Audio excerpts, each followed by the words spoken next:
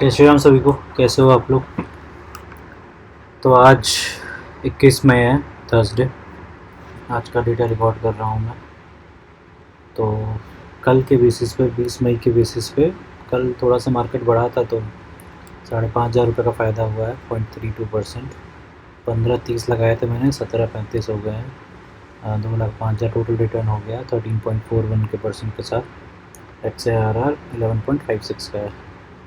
Day changes में देख लें तो mid cap Edelweiss mid cap में सबसे ज़्यादा दिया 0.7576, फिर है मोतीलाल माइक्रो कैप 0.60, फिर ग्रो स्मॉल कैप 0.56, मेरा asset small cap 0.56, Edelweiss mid cap 0.49, quant small cap 0.41।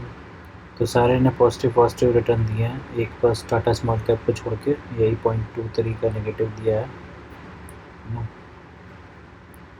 Absolute return basis पे देखोगे तो सबसे ज़्यादा दोनों ELSS फंड्स दिए हैं मेरे, 53 और 62। फिर पराग पारिक 27% पे है, corn small cap 13%, Nippon small cap 11। तो ये सब सारे एब्सोल्यूट रिटर्न है, मतलब जब से पैसा डाला है तब से लेकर अब तक कितने पे हैं ये।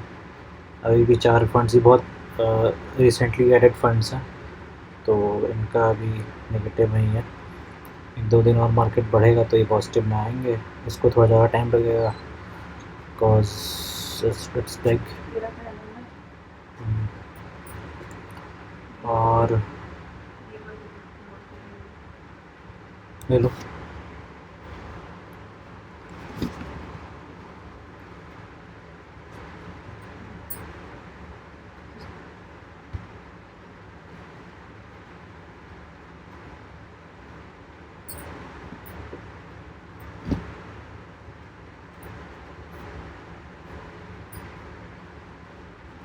और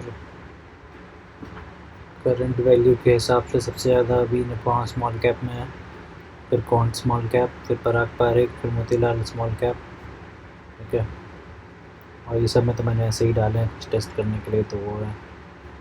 तो आप लोग पॉज करके वीडियो देख लेना किस में कितने फंड्स में क्या है। ठीक है, पोर्टफोलियो थोड़ा एनालिसिस कर लेते हैं। तो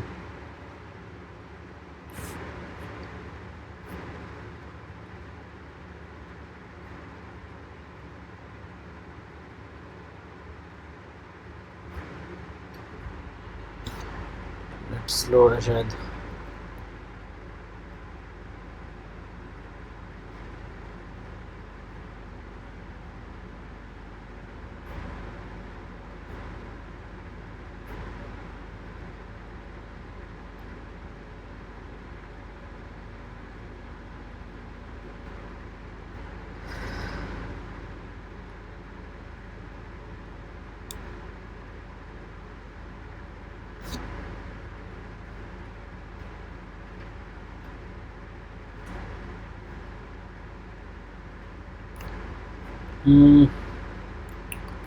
थोड़ा नेट स्लो है गाइस,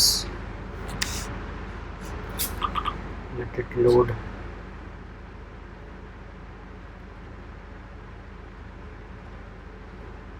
हाँ, तो ये आपका टोटल एनालिसिस है। ठीक है, 18 अप्रैल 2022 से पैसे डाल रहा हूँ मैं, 4 साल हो गए हैं। मार्केट में 8 साल से हूँ मैं, डायरेक्ट स्टॉक्स का मेरा अलग पोर्टफोलियो है। बस म्यूचुअल फंड में मैंने 4 साल पहले स्टार्ट किया कि थोड़ा पैसा इधर भी रहे। मैं सारे पैसे एक जगह नहीं रखता हूँ दोस्तों। ठीक है, आपको यूट्यूब पे और यूट्यूबर्स मिल जाएंगे 50-50 लाख 1 करोड़ का पोर्टफोलियो वाले, वो सारा पैसा उसी में डाल रहे हैं। ठीक है, मेरा पैसा रियल स्टेट में भी है, US स्टॉक्स में भी है, क्रिप्टो में भी है, डायरेक्ट स्टॉक्स का मेरा अलग पोर्टफोलियो है। तो मैं सारे पैसे एक जगह नहीं रखता। बस 4 साल पहले थोड़ा स्टार्ट किया कि चलो म्यूचुअल फंड में डालते हैं, तो स्टार्ट किया मैंने। और एल्स बिल्कुल ही नहीं डालता था पहले तो। ठीक है, ये आपका लार्ज कैप में 28% है, मिड कैप में 22%, स्मॉल कैप में 49%। तो ये आपका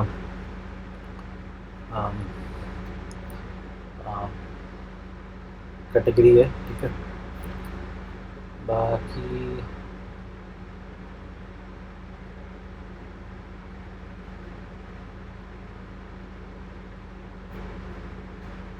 हाँ, तो आज तो मार्केट फ्लैट रहा ऑलमोस्ट। ठीक है, तो आज का जो अपडेट होगा कुछ खास फ़ायदा हुआ नहीं होगा, अनलेस अच्छा, स्मॉल कैप बढ़ा है, मिड कैप भी बढ़ा है, तो शायद कुछ फ़ायदा दिख पाए। बाकी निफ्टी फिफ्टी तो नहीं बढ़ा है, तो कुछ फंड्स फ्लैट ही रहेंगे। चलिए कोई नहीं, जैसा भी होगा मैं आप लोगों को नेक्स्ट वीडियो में अपडेट करूँगा, ठीक है, आज के बेसिस पे। बाकी कल का तो दिखा ही दिया मैंने। और FIDI का डेटा देख लें तो आज भी इन्होंने 1800 करोड़ का बेचा है और DI ने 2400 करोड़ का बाई किया है, तो इसीलिए मार्केट थोड़ा फ्लैट रहा, क्योंकि ऑलमोस्ट ये इक्वल है। मतलब 600 करोड़ ज़्यादा है मानता हूँ, लेकिन इतने बड़े इंडेक्स में इतना कुछ खास दिखता नहीं। 600 करोड़ उसके हिसाब से कुछ नहीं है, कुछ हिला नहीं पाते हैं, ठीक है।